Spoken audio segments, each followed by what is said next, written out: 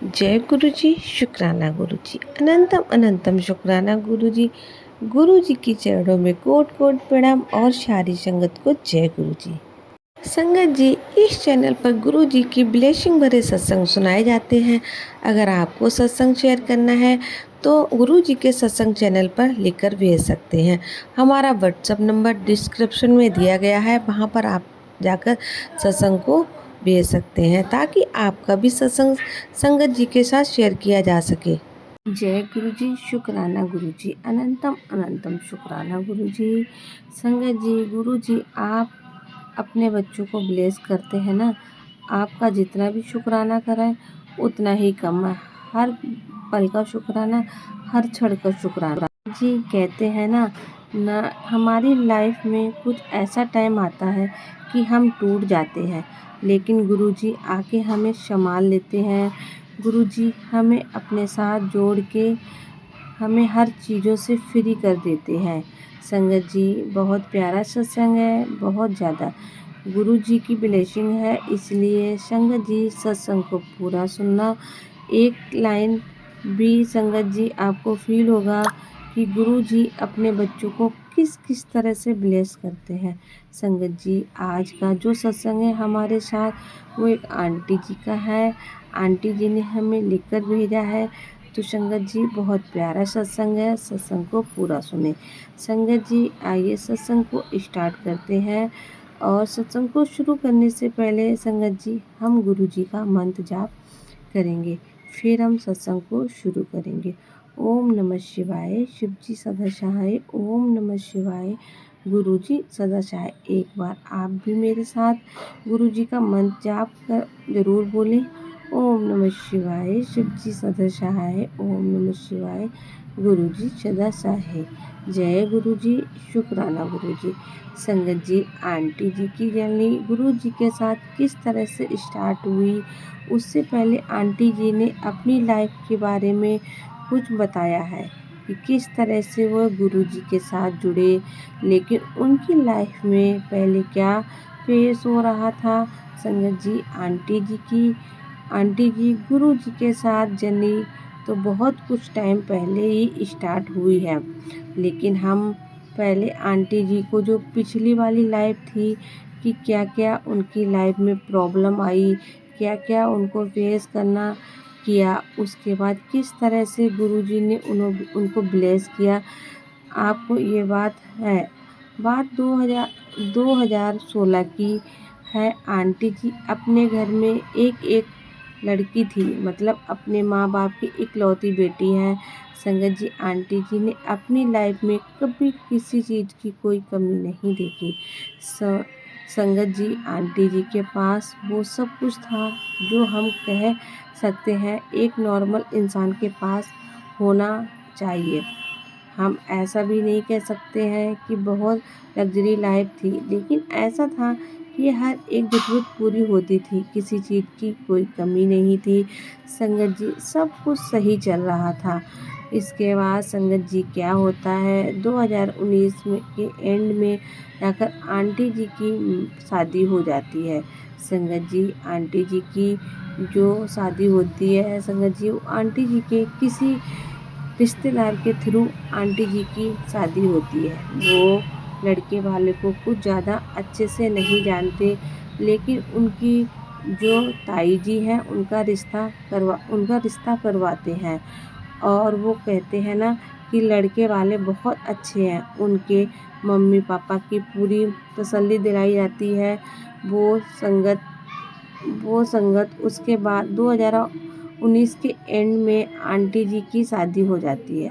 संगत जी आंटी जी के किसी रिलेटिव के थ्रू आंटी जी की शादी होती है। वो लड़के वालों को कुछ ज़्यादा अच्छे से नहीं जानते, लेकिन उनकी ताई जी उनका रिश्ता करवाते हैं और कहते हैं कि लड़के वाले बहुत अच्छे हैं। उनके मम्मी पापा को पूरी तसल्ली दिलवाई जाती है।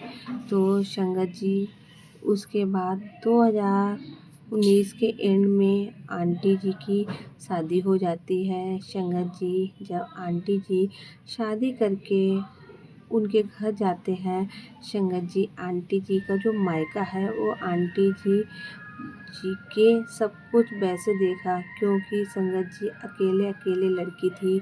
तो आंटी जी कुछ वो अपने घर वालों को बोलते, अपने पापा को, अपनी मम्मी को वो पूरा कर देते थे। लेकिन संगत जी आंटी जी का नेचर ऐसा भी नहीं था कि वो हम कहें कि वो ज़िद्दी थे, पर किसी तरह की नॉर्मल थी। उन्हें बहुत अच्छी मतलब उनकी लाइफ रही है। उन्हें बहुत अच्छे से उनके मम्मी पापा ने उनको उनका पालन पोषण किया था। सब कुछ अच्छे से चल रहा था। उसके बाद संगत जी 2020 में जब आंटी जी की शादी होती है, संगत जी आंटी जी की शादी यूपी की साइड होती है। संगत जी शादी के 6 महीने तक उनकी लाइफ बहुत स्मूथ चल रही थी। सब कुछ अच्छे से चल रहा था। लेकिन संगत जी जैसे जैसे उनकी शादी का टाइम निकला, उसके बाद उनके घर में अचानक से ही लड़ाई झगड़े होने लगे। एक्चुअली आंटी जी के जो अंकल थे वो जॉब करते थे, लेकिन किसी प्रॉब्लम के कारण उन्हें अपनी जॉब छोड़नी पड़ी। और संगत जी उनके जॉब छोड़ने के बाद उनकी फैमिली में बहुत तरह की प्रॉब्लम आने लगी, क्योंकि संगत जी उनके पास मतलब कमाने का कोई और उनके पास कोई ज़रिया नहीं था। उनके अंकल जी आंटी जी की ज़रूरत पूरी नहीं कर पा रहे थे। उनकी जो फैमिली की जो मतलब ऐसे बढ़ती गई, उनके ऊपर लोन भी था। इसके कारण संगत जी उनकी फाइनेंशियल कंडीशन बहुत ज़्यादा ख़राब होने लगी। और जब उनकी फाइनेंशियल कंडीशन धीरे धीरे ख़राब होने लगी, तो उसके बाद घर में लड़ाई झगड़े होने लगे। आंटी जी जो अंकल जी हैं उनकी एक भाई और एक बहन है, और उनके मम्मी पापा हैं। मतलब उनकी फैमिली में 5 लोग वो थे। और उसके बाद संगत जी आंटी जी मतलब टोटल उनकी फैमिली में 7 मेंबर थे। जो आंटी जी हैं देवर और ननद थी, वह दोनों स्टडी करते थे। अभी तो उनसे कोई भी जॉब नहीं करता था, सिर्फ आंटी जी के हस्बैंड के ऊपर ही उनका घर चलता था। उनके जो फादर इन लॉ थे वो बहुत काम करते थे, लेकिन हम ऐसा नहीं कह सकते कि उनकी जो सैलरी थी उससे घर चल सके। वो सिर्फ अंकल जी की कमाई पर ही चल रहा था। तो अचानक से जब अंकल जी की जॉब छूटी, तो संगत जी उसके बाद सबको अपनी अपनी ज़रूरतों के अकॉर्डिंग पैसे भी चाहिए थे। सबको अपनी अपनी ज़रूरतें के पैसे चाहिए थे। लेकिन जब घर में पैसा आना बंद हुआ, तो संगत जी हर किसी में लड़ाई झगड़े होने लगे। संगत जी उसके बाद अंकल जी ने अपनी जॉब के लिए बहुत ट्राई किया, लेकिन उन्हें कोई भी एक अच्छी जॉब नहीं मिल पा रही, जिससे उनके घर का गुजारा अच्छे से चल सके। संगत जी उसके बाद अंकल जी के एक कज़न हैं जो लुधियाना में बहुत मतलब अच्छी फैक्ट्री थी। तो उन्होंने सोचा कि ऐसा करता हूँ कि उनके यहाँ मतलब जॉब कर लेता हूँ। तो संगत जी अंकल जी वहाँ पर चले गए जॉब करने के लिए। आंटी जी अपने ससुराल में ही रह रही थी संग। उसके बाद अंकल सैटरडे या संडे को घर आया करते थे। वहाँ पर संगत जी ऐसे नहीं कह सकते, बहुत अच्छी सैलरी मिल रही थी, क्योंकि वहाँ रहने का अंकल जी के पैसे लग रहे थे और घर पर वो भेजते थे, तो सब कुछ। लेकिन संगत जी आंटी के ससुराल का माहौल इस तरह से हो गया था कि आंटी जी अपनी मदर इन लॉ के साथ भी नहीं बनती थी। मतलब उनके जो भी फैमिली मेम्बर थे उनसे आंटी जी की नहीं बन पा रही थी, क्योंकि वो छोटी छोटी बात के लिए आंटी जी को कहते थे कि पैसे खर्च मत करो, ऐसा मत करो, वैसा मत करो, ऐसे बाहर मत जाओ। क्योंकि वो अपनी जगह सही थी कि उनको ये था कि घर में कोई किसी भी तरह से पैसे आने का कोई भी साधन नहीं है। लेकिन आंटी जी को ऐसा लगता था कि वो मेरी हर चीज़ के लिए रोक टोक करती हैं। लेकिन आंटी जी अपनी जगह पर भी ठीक थी, क्योंकि आंटी जी ने अपने घर पर ऐसा नहीं देखा था कि उन्हें किसी चीज़ की कमी दिखाई देती थी। हर तरह फैमिली वालों की आपस बनती थी। हर एक छोटी छोटी बात पर झगड़ा हो जाना। उसके बाद संगत जी, जब आंटी जी बहुत कंट्रोल करते थे कि मैं कहीं भी फालतू खर्चा ना करूं, कुछ भी ऐसा ना करूं कि जिससे मेरी फैमिली में प्रॉब्लम हो, लड़ाई हो, झगड़े हो। लेकिन संगत जी फिर भी मतलब ना जाने ऐसा क्यों होता था कि उनकी आपस में नहीं बन पा रही थी। ऐसा करते करते संगत जी उस टाइम निकला, आंटी जी का जो देवर था वह भी जॉब करने लगा। तो संगत जी उसके बाद उसने आंटी जी का देवर था, उसकी सैलरी भी बहुत अच्छी थी। तो संगत जी उसके बाद उनके घर का खर्चा बहुत अच्छे से फिर से वापस से चलने लगा। लेकिन फैमिली वालों की आपस में बननी बंद हो गई। उसके बाद संगत जी जब भी आंटी जी के हस्बैंड घर आते थे संडे सैटरडे को, आंटी जी उन्हें बताते थे कि मेरे साथ ऐसा हुआ वैसा हुआ। अंकल जी भी आंटी जी पर गुस्सा करने लग गए कि वैसे भी काम से परेशान हूँ, ऊपर से आता हूँ तो आपके घर के झगड़े ही नहीं ख़त्म होते हैं। कभी देखता हूँ उनका मुंह बना रहता है, कभी देखता हूँ उसका मुंह बना होता है। इस तरह से अंकल जी भी एक दिन अंकल जी और आंटी जी ने डिसाइड किया कि बहुत ज़्यादा प्रॉब्लम में रहने लग गए थे, क्योंकि आंटी जी को ये था कि अंकल उन्हें साथ में ले जाएं। लेकिन उनके पास उनकी सैलरी इतनी नहीं थी कि वो आंटी जी को भी वहाँ पर अपने साथ रख सके, और आंटी जी की अपनी फैमिली वालों के साथ बन नहीं रही थी। तो संगत जी उसके बाद आंटी जी कहते हैं कि मैं अपने मायके चली जाऊंगी, मैं वहाँ पर नहीं मुझे रहना। क्योंकि संगत जी फिर उसके बाद अंकल आंटी दोनों ने डिसाइड किया। अंकल जी का एक फ्रेंड बाहर रहता था, तो उन्होंने सोचा कि हम भी ऐसे ट्राई करते हैं कि हम भी बाहर चले जाते हैं। क्योंकि अब एक आंटी जी का जो छोटा वाला अंकल जी का जो छोटा वाला ब्रदर था वो जॉब पर लग गया, उसके घर का खर्चा अच्छे से निकलने लगा था। तो उन्होंने सोचा कि जब वहाँ पर सेट हो जाएंगे तो घर पर भी खर्चा भेजने लग जाएंगे। तो संगत जी उसके बाद अंकल जी ने अप्लाई किया पहले की, उसके बाद भी आंटी जी को 3-4 महीने के बाद ले जाएंगे। तो उसके बाद संगत जी क्या होता है कि उनका एक फ्रेंड होता है, तो वो अंकल जी को बोलते हैं कि आप अगर अकेले अप्लाई करोगे तो आपका वीज़ा नहीं आएगा, अगर आप दोनों अप्लाई करेंगे तो आपका वीज़ा बहुत जल्दी आ जाएगा। तो उसके बाद संगत जी पहले अंकल आंटी जी ने यही डिसाइड किया कि वो नहीं जाएंगे, आंटी जी नहीं जाएंगे, फिर अंकल जी जाएंगे और आंटी जी 6 मंथ तक अपने मायके में रहेंगे। लेकिन उसके बाद जब उनके फ्रेंड ने उन्हें बोला कि अगर आप दोनों एक साथ अप्लाई करते हैं तो आपका वीज़ा लगेगा, तो उसके बाद संगत जी आंटी जी ने दोनों ने साथ में अप्लाई किया। उसके 1 मंथ के अंदर उनका वीज़ा दोनों का आ गया। संगत जी पहले तो अंकल जी ने सोचा, उन्होंने टूरिस्ट वीज़ा लगवाया था। उस टाइम तो उन्होंने सोचा कि हम वहाँ पर जाकर देखते हैं, उसके पास जाएंगे और 1 हफ्ता 10 दिन वहाँ रहकर देखते हैं कि हम वहाँ पर रह पाएंगे कि नहीं।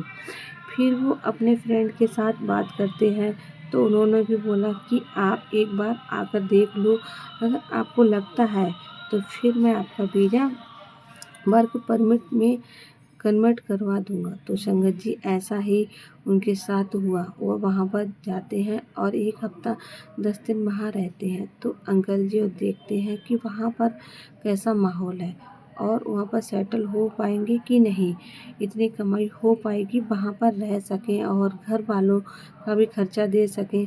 तो समझ में नहीं आता है कि 10 हफ्ता तक वो वहाँ रहते हैं और उसके बाद वापस वो आ जाते हैं। संगत जी जब वो वापस घर आते हैं तो उसके बाद जो उनकी सास ससुर और देवर ननद जो भी होते हैं आंटी जी के, उन्हें घर पर आने से मना कर देते हैं कि आपको दोनों को अपनी पड़ी है, आपने किसी की नहीं सोची, अब आप वहीं पर जाकर रहो। संगत जी, आंटी जी, अंकल जी 1-2 दिन वहाँ पर रहते हैं, लेकिन उनके घर का माहौल बहुत ख़राब हो जाता है। उनके घर वाले अंकल जी को गलत बोलने लग जाते हैं और आंटी जी को भी। फिर उसके बाद वो दोनों 2-3 दिन बहुत ज़्यादा अपसेट रहते हैं। जब वो वहाँ से वापस जाते हैं तो उसके बाद जो डिसाइड करते हैं कि हम वापस वहीं पर चले जाएंगे, जैसा भी होगा स्ट्रगल करेंगे, दोनों जाके मिलके करेंगे। संगत जी, उसके बाद आंटी जी और अंकल जी दोनों बाहर चले जाते हैं। संगत जी, उस दिन अंकल जी की जर्नी स्टार्ट होती है गुरु जी के साथ। समझ में आता है, जब अंकल जी सोचते हैं कि वह वहाँ पर चले जाएंगे तो वह अपनी आंटी जी मायके के जाते हैं 1 दिन के लिए। वहाँ पर गुरु जी का स्वरूप मिलता है, क्योंकि उस टाइम उनकी मदर गुरु जी के साथ कनेक्ट हो गई थी, लेकिन उन्होंने आंटी जी के साथ इस बारे में कोई भी बात नहीं की थी। संगत जी, क्या होता है कि आंटी जी अपने मायके जाते हैं और वहाँ पर आंटी जी को जो मदर हैं वो गुरु जी के मंत्र जाप और सत्संग गुरु जी के सुन रहे होते हैं। तो आंटी जी भी पूछते हैं कि आप क्या सुन रहे हो। उनकी मदर उनको सारी बात बताती हैं। गुरु जी हैं जो कि इस तरह से मिरेकल करते हैं और इस हर एक संगत को प्रॉब्लम है दूर हो जाती है। इस तरह से आंटी जी की मदर है, वो आंटी जी को सारी बात बताने लग जाती है। आंटी जी को बोलते हैं कि तू भी गुरु जी का स्वरूप ले और गुरु जी से अरदास की कि हम सब बाहर जाएं और वहाँ पर सेट हो जाएं। संगत जी, उस टाइम आंटी जी परेशान भी बहुत चल रहे थे।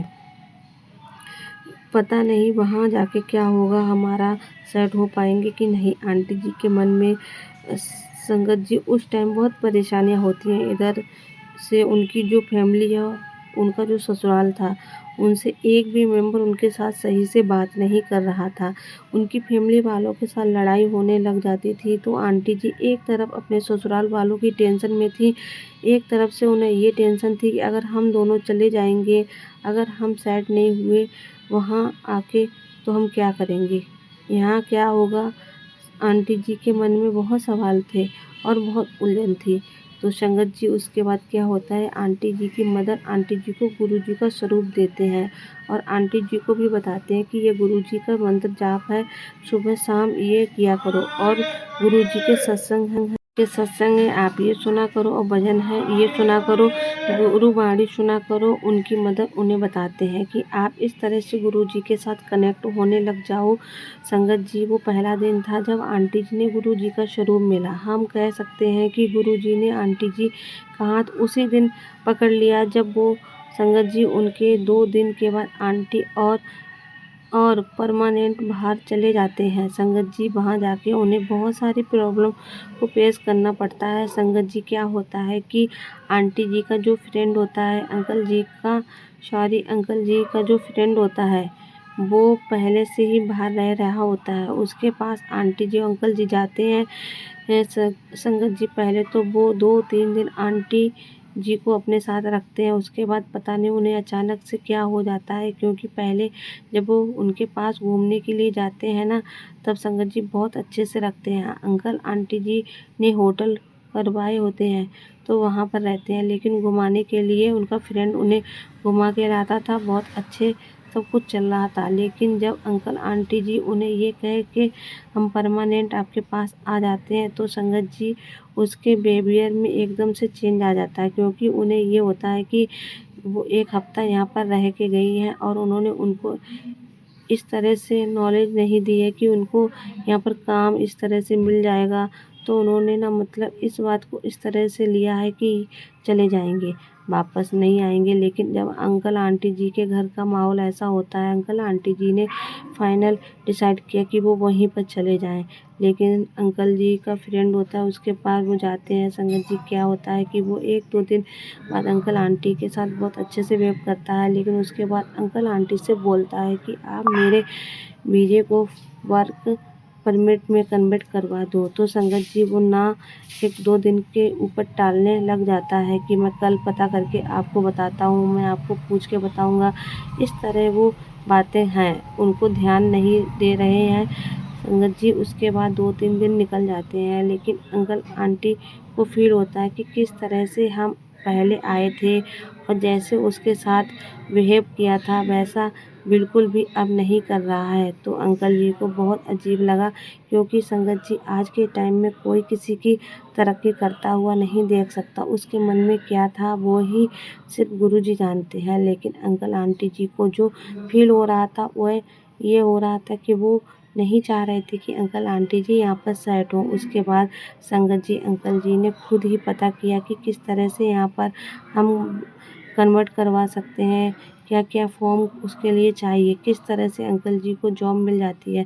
संगत जी अंकल आंटी जी ने 1 महीना इतना स्ट्रगल किया, इतना ज़्यादा स्ट्रगल किया कि उन्हें समझ नहीं आ रहा था, क्योंकि संगत जी उनके पास पहले भी इतना कुछ पैसा नहीं था, लेकिन हर जगह पर संगत जी जहाँ भी जाते उनके पास पैसा लग ही रहे थे। और उसके बाद अंकल आंटी के पास कोई जॉब भी नहीं थी। और पहले अंकल जी को ये था कि वो अपने फ्रेंड की हेल्प लेंगे, लेकिन जब उनके फ्रेंड ने 2-4 दिन ऐसा किया कि अंकल जी उनका भी ज़्यादा नहीं बोला कि संगत जी ऐसे करते टाइम निकलता चला गया। फिर आंटी जी ने को ये हुआ कि मेरे पास गुरु जी का स्वरूप है और मैं गुरु जी से अरदास करती हूँ, क्योंकि उस टाइम आंटी जी एक होटल में रह रहे थे और उन्हें ये हो रहा था कि कोई अच्छा रूम मिल जाए, फिर कुछ ऐसा अपार्टमेंट मिल जाए कि जहाँ पर हम दोनों रह सकें और उनका जो डेली का इतना खर्चा हो रहा है वो। तो संगत जी एक दिन आंटी जी बैठे, अचानक से उनके अंदर से ऐसा अजीब सा फील होने लगा कि अब ना ही हम वापस जा सकते, ना ही यहाँ पर कुछ हो रहा है। तो लेकिन क्या करें, अंदर से ऐसे स्ट्रगल फील हुआ कि हमारा कुछ गलत नहीं होगा, चाहे कुछ भी हो। हमारा कोई ऐसे एक पावर है जो हमारा कभी कुछ गलत नहीं होने देगा। आंटी जी ऐसे सोचते सोचते आंटी जी को एकदम गुरुजी का ध्यान आया। उन्होंने गुरुजी के आगे अरदास की कि गुरुजी अब आप ही देखो, हमें कुछ भी नहीं हो पा रहा है, हम यहाँ हैं वहाँ है। संगत जी आप विश्वास करोगे, नेक्स्ट दिन एक कॉल आती है, वो कौन है भगवान जाने, सिर्फ गुरुजी जाने, और यही कह रह सकते हैं कि वह साक्षात गुरुजी थे। कॉल आती है कि इस तरह से आप अपना अप्लाई कर सकते हैं। संगत जी वो कौन है अंकल जी वो नहीं पता। अंकल जी ने हम ऐसे कह सकते हैं कि अंकल जी ने बहुत जगह पता किया था। अंकल जी ने अपना नंबर भी दिया था कि आप जैसे भी हो मुझे इस नंबर पर कॉल करके बता देना। लेकिन संगत जी गुरुजी ही थे कि उनको कॉल आई कि आप इस तरह अपना वर्क अप्लाई कर दो, वर्क परमिट, और ये आपको एक अपार्टमेंट है जो संगत जी इतने कम रेंट में अंकल जी को मिला। संगत जी जो खर्चा अंकल जी का 2 दिन का होटल का हो रहा था, अपार्टमेंट अंकल आंटी का 1 महीने के लिए उनको अपार्टमेंट मिला। उसी खर्चे में मतलब सिर्फ गुरुजी ही कर सकते हैं संगत जी। मतलब उस दिन के बाद सही में जो कह सकते हैं जर्नी गुरुजी के साथ स्टार्ट हुई। आंटी जी की उसी दिन से अभी रात को आंटी जी गुरुजी के आगे बैठी थी, गुरुजी के आगे अरदास कर रही थी, गुरुजी हमें कोई रास्ता दिखाओ। जी सुबह उठने से पहले उनके पास कॉल आ जाती है कि इस तरह से आप आओ, आपको हम वर्क परमिट भी अप्लाई करवा देंगे। और इस तरह से अपार्टमेंट संगत जी एक ही आदमी ये दोनों चीज़ें कैसे कर सकता है। बल्कि अंकल जी ने किसी के साथ भी कभी अपार्टमेंट की बात नहीं की थी, सिर्फ उन्होंने यही ट्राई कर रहे थे कि उनको जो कन्वर्ट हो जाए। लेकिन संगत जी वही आदमी अंकल जी को फ़ोन करके ये बोलता है कि इस तरह से आपको अपार्टमेंट भी मिल जाएगा और इस तरह आपका वर्क कन्वर्ट हो जाएगा। शुक्राना गुरुजी, अनंतम अनंतम शुक्राना। संगत जी यही पर्सनल अंकल जी का जो सासा है कन्वर्ट करवाता है। अंकल जी को एक सबसे पहले एक जॉब दिलवाता है कि ताकि उनके अंकल जी का खर्चा निकलने लग जाए। और संगत जी आंटी जी को एक अपार्टमेंट में भी शिफ्ट हो जाते हैं। संगत जी उसके बाद जिस अपार्टमेंट में शिफ्ट होते हैं उसके साथ ही एक अंकल जी आंटी जी रहते हैं, जो संगत जी काफ़ी एज के हैं, लेकिन वहीं पर रहते हैं और उन्हें एक तरीके से गाइड करते हैं कि आप यहाँ पर कहाँ पर आपको रीजनेबल रेंट पर चीज़ें मिलेंगी, आप यहाँ पर चीज़ वहाँ पर लेके आइए। मतलब हर एक छोटी छोटी अंकल जी को हेल्प करना करते हैं। सिर्फ गुरुजी की कृपा से ही हो पा रहा है संगत जी। 1 महीना अंकल जी ने इतना ज़्यादा स्ट्रगल किया कि उन्हें कुछ भी समझ नहीं आ रहा था कि क्या करें। लेकिन संगत जी एक बार गुरुजी ने सच्चे मन से अरदास करने के बाद गुरुजी ने उसी दिन अर्जी स्वीकार कर ली थी, जिस दिन सब रास्ते गुरुजी ने बना दिए थे। उसके बाद संगत जी धीरे-धीरे अंकल जी अपने काम पर जाने लगे और संगत जी अंकल आंटी जी बहुत उनकी लाइफ स्मूथ चलने लगी। उसके बाद अंकल आंटी को वीज़ा था वो भी कन्वर्ट हो गया। उसके बाद मतलब अंकल आंटी जी को गुरुजी पर इतना ब्लेस किया कि हर जगह मतलब उनको ऐसा फ़ील होने लगा कि ऐसे पावर हैं जो हर पल हमारे साथ चल रहे हैं। वो कुछ भी सोचते संगत जी उसी पल होने लग गया कि अंकल आंटी जी ने जब उनका सब कुछ हो गया, जब अंकल जी का वीज़ा कन्वर्ट हो गया, अपने घर में शिफ्ट हो गए संगत जी, उसके बाद उन्होंने गुरुजी का एक शुक्राना सत्संग किया, जहाँ अंकल आंटी जी को भी संगत जी नहीं पता, लेकिन अंकल आंटी जी ने दोनों ने गुरुजी का स्वरूप रखकर गुरुजी का आंटी जी के पास छोटा सा स्वरूप था, लेकिन गुरुजी हमारे भाव देखते हैं संगत जी। ऐसा कुछ नहीं है कि गुरुजी के लिए कुछ ऐसा अलग करें। गुरुजी कहते हैं सच्चे मन से आप याद करो, सच्चे मन से आप मुझे पुकारो, मैं आपकी उसी वक्त सुनता हूँ और समझ।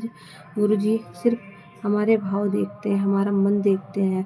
अंकल आंटी जी ने गुरुजी का शुक्राना किया।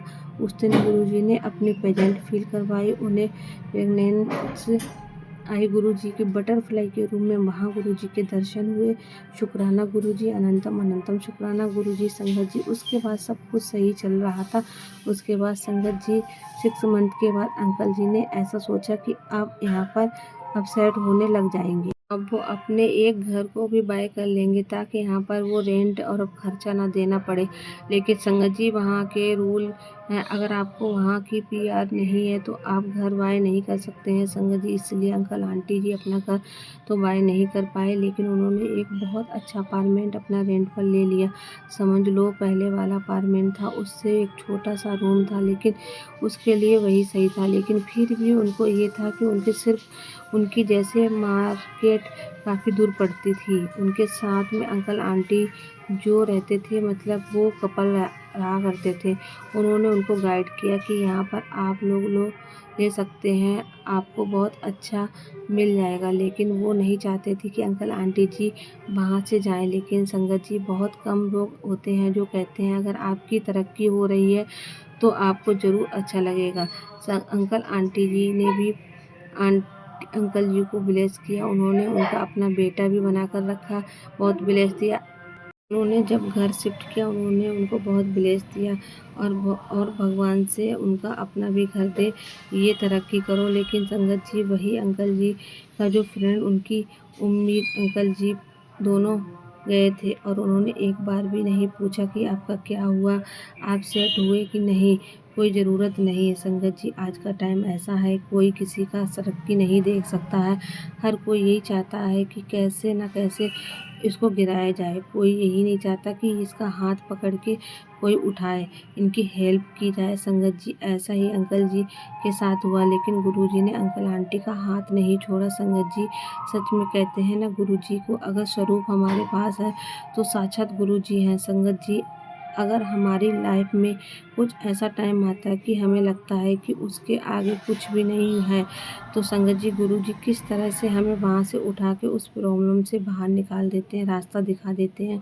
संगत जी हम सोच भी नहीं सकते हैं, हमें किस चीज़ की बिल्कुल उम्मीद नहीं होती, हमें पता नहीं होता है कि ये चीज़ कभी हो पाएगी कि नहीं हो पाएगी। गुरुजी उसी वक्त उस चीज़ का हल निकाल देते हैं, इस प्रॉब्लम से हमें बाहर निकाल देते हैं। और संगत जी ऐसा ही हुआ आंटी जी के साथ भी।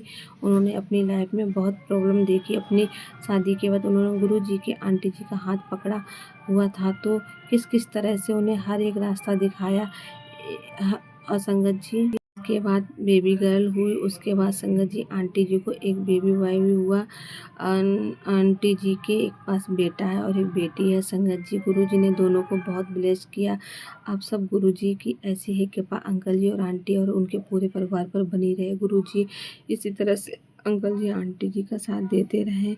इसके बाद आंटी जी का जब बेटा हुआ तो संगत जी क्या होता है कि आंटी जी का जब बेटा होता है तो उसके बाद ना अंकल अपने जॉब पर चले जाते हैं। आंटी जी की बेटी को भी उन्होंने प्ले स्कूल में लगा दिया। उस टाइम तो उन्हें अंकल जी जाते हैं प्ले स्कूल में छोड़ जाते हैं तो आंटी जी घर पर भी अकेले रहते हैं। मतलब आंटी जी का बेटा था लेकिन वह काफ़ी छोटा था। संगत जी आंटी जी को ना अचानक से पता नहीं होता है, उन्हें लग गया कि उन्हें ऐसा फील होने लग गया कि जब भी वह रात को सोते हैं उन्हें ऐसा फील होता है कि जैसे ना कोई खींच रहा है। संगत जी पता नहीं वो क्या था क्या नहीं, लेकिन आंटी जी को जो ध्यान है वो गुरुजी से हटने लग गया था। पहले संगत जी ऐसा होता था कि आंटी जी जब भी गुरुजी के साथ कनेक्ट होती थी होते हुए ना गुरुजी का डेली मंत्र जाप करते थे, गुरुजी के सत्संग सुना करते थे। उसके बाद जब आंटी जी का बेटा हुआ, अभी भी वो शायद 2-3 महीने का है, समझ जाइए आंटी जी गुरुजी से हटने लग गया। मतलब वो ना जब भी सत्संग सामने आता है तो उसे इग्नोर कर देते थे, मतलब नहीं सुनते थे। अगर गुरुजी का मंत्र जाप चलता था तो वो बंद कर देते थे। मतलब इस तरह से ना उनके होने लग गया था। आंटी जी को फील कर रही थी कि किस तरह से मैं पहले गुरुजी के साथ कनेक्ट थी। मैं हर एक छोटी-छोटी बात गुरुजी से करती थी, लेकिन ना आंटी जी के अंदर से ऐसे फील होता था कि ऐसी कोई पावर है जो उन्हें ये सब चीज़ करने से रोक रही है। तो संगत जी आंटी जी का बहुत ज़्यादा इस चीज़ से डिस्टर्ब रहने लग गई थी कि उन्हें आस-पास उनके उसके कोई भी ऐसा नहीं था जिससे बात शेयर कर सके। अगर कोई बात करते तो फ़ोन पर अपनी फैमिली वालों के साथ करते थे। बिज्जू को क्या-क्या प्रॉब्लम बताए, मतलब उनके पास कोई सिर्फ अंकल जी थे और कोई काम से थके हुए आते थे, उसकी बात को इतना ज़्यादा ध्यान नहीं देते थे। आंटी जी कई बार अंकल जी से बात शेयर करने की कोशिश कि मुझे अंदर से कोई ऐसा है जो मुझे सब कुछ करने से रोक रहा है, लेकिन संगत जी अंकल जी इन चीज़ों पर ध्यान नहीं देते थे। उसके बाद संगत जी थोड़ा टाइम हुआ, आंटी जी डिप्रेशन में जाने लग गई। उनका बेटा अभी 6 मंथ का था। संगत जी जब भी रोता था आंटी जी उसे मारने लग जाती थी। संगत जी इतने छोटे बच्चे को वो कैसे कुछ नहीं बता पाया था, बोल भी नहीं सकता था, कह भी नहीं सकता था। अगर वो रोता था तो किसी वजह से रो रहा होगा, उसे भूख लग रही होगी, फिर कुछ पेन हो रहा होगा। आंटी जी मतलब उनकी आवाज़ भी उसमें चिढ़ जाती थी। थोड़े टाइम उसका ऐसा निकला, 2-3 महीने ऐसे निकले तो अंकल जी इस चीज़ ध्यान देनी शुरू कर दी। आंटी जी को बिहेवियर बहुत बड़ा चिड़चिड़ा होने लग गया था। संगत जी क्या होता है ऐसे आंटी जी थोड़ा टाइम होता है अंकल जी डॉक्टर के पास ले जाते हैं और डॉक्टर बताते हैं कि इनकी वाइफ जो है डि- डि- डिस्प्रे डि- डिप्रेशन में जा रही हैं और इन्हें एक बार कुछ ऐसा माहौल में लेके जाना चाहिए जहाँ पर कोई फैमिली उनके मेंबर हों जिससे बात कर सके। सिर्फ अकेलापन फील होने लग गया है। संगत जी आज के टाइम में बहुत बड़ी प्रॉब्लम ये है कि हम न किसी के साथ अगर अपनी बात नहीं होती, किसी के साथ शेयर नहीं करते तो अंदर ही अंदर हम घुटने लग जाते हैं। आंटी जी वहाँ पर रहते थे, अपनी मदर के साथ बात नहीं करते थे, कुछ ऐसे बोलो उन्हें टेंशन ना हो जाए। और वहाँ पर आंटी जी का कोई भी फ्रेंड सर्कल नहीं था, वो किसी के साथ ऐसे बात भी नहीं कर सकते थे। अंकल जी के साथ करते थे तो वो थके हुए थे, उनसे बात नहीं शेयर कर पाते थे। इस तरह से आंटी डिप्रेशन में आने लगी। फिर अंकल जी आंटी जी ने डिसाइड किया कि थोड़े टाइम के लिए वापस इंडिया आ जाते हैं कि थोड़ा उन्हें फैमिली का माहौल मिलेगा। और वहाँ पर काफ़ी टाइम हो गया है, 4-5 साल हो गए हैं, ऐसा हुआ। एक बार फैमिली के साथ मिलेंगे, वहाँ पर थोड़ा चेंज हो जाएगा संगत जी। उसके बाद आंटी अंकल दोनों इंडिया आ जाते हैं। अभी कुछ टाइम पहले ही गुरुजी के बड़े मंदिर जाते हैं संगत जी। जब वो गुरुजी के मंदिर जाते तो उन्हें अंदर से ना जाने एक ठंडापन सा फील होता है कि मतलब जैसे कोई चीज़ थी बड़े मंदिर जाने के बाद उनके शरीर से जैसे एकदम से निकल जाती है। संगत जी अब हम इसे ब्लैक मैजिक कहें या फिर डिप्रेशन कहें, कुछ भी कह सकते हैं। चीज़ के बारे में क्या है सिर्फ गुरु जी जानते हैं। लेकिन उसके बाद अंकल संगत जी आंटी जी बिल्कुल वैसे ही लाइफ वापस रूटीन पे आ गई। गुरु जी का वापस उन्होंने सत्संग शुरू किया और मंत्र जाप करना शुरू कर दिया। अब उन्हें ऐसा फील होता है कि गुरु जी का स्वरूप भी उनके पास सामने आता है और थे गुरुजी ने काटने शुरू कर दिए कुछ टाइम के लिए। फिर उन्होंने गुरुजी के बड़े मंदिर जाकर गुरुजी के आगे इतना रो के गुरुजी जिस बेटे के लिए हम हर पल अपने अरदास की है वो बेटा तो बेटा हो जाए, अपने पिता का एक सहारा हो जाए और आज मैं उसे ही मार रही हूँ। तो संगत जी गुरुजी ने आंटी जी को ब्लेस किया। संगत जी सब कुछ ठीक हो गया। उसके बाद मतलब तब से लेकर अब वो बड़े मंदिर गए हैं, तब से लेकर अब तक संगत बिल्कुल सब कुछ ठीक चल रहा है। उनकी लाइफ बिल्कुल सही चलने लगी। उनकी जो इन लॉ फैमिली है संगत जी, वो भी सारे आंटी जी के साथ बहुत अच्छे से बिहेव करने लग गए हैं। उनकी मतलब पहले वाली फैमिली वापस मिल गई है और उन्हें अच्छे से बुलाया। आंटी जी ने रहकर उन्होंने 1 डेढ़ महीने इंडिया रहे और वहाँ से सबसे मिले और उन्हें बहुत अच्छा फ्रेंड सर्कल मिला। अब इतना ब्लेस किया कि संगत जी गुरुजी ज़रूर ब्लेस करेंगे। आंटी जी यही कह सकते हैं कि जब गुरुजी ने उन्हें ब्लेसिंग दी तो वो अपना अगला सत्संग भी हमारे साथ ज़रूर शेयर करेंगे हैं। और आंटी जी की यही अरदास करते हैं, अंकल जी की भी अरदास यही कि उनकी गुरुजी ने पूरी करी। गुरुजी कृपा करें, गुरुजी ब्लेस करें, जैसे कि अंकल आंटी को ब्लेस किया, हर पल उनका हाथ पकड़ के रखा। ऐसी सारी संगत को भी ब्लेस करें, उनका हाथ पकड़ के रखें और कोई प्रॉब्लम आए उन्हें किस तरह से बाहर निकाल देते हैं। गुरुजी आप हो, सब कुछ है, बस अपने आप संभाल कर रख लेना, अपने आप संभाल लेना, सब कुछ शुक्राना। गुरुजी अनंतम अनंतम शुक्राना। ओम नमः शिवाय। शिव जी सदा सहाय। ओम नमः शिवाय। गुरुजी सदा सहाय। ये था आंटी जी का बहुत ही प्यारा सत्संग। संगत जी देखिए गुरुजी किस तरह से अपने संगत के ऊपर अपना हाथ बनाए रखते हैं और उनका हमेशा साथ देते हैं और उनके अंग संग रहते हैं। बस उन पर विश्वास रखिए, विश्वास को डगमगाइए नहीं, गुरुजी सब कुछ आसान कर देते हैं। मिलते हैं अगले सत्संग में, तब तक के लिए जय गुरुजी। शुक्राना गुरुजी। अनंतम अनंतम शुक्राना गुरुजी।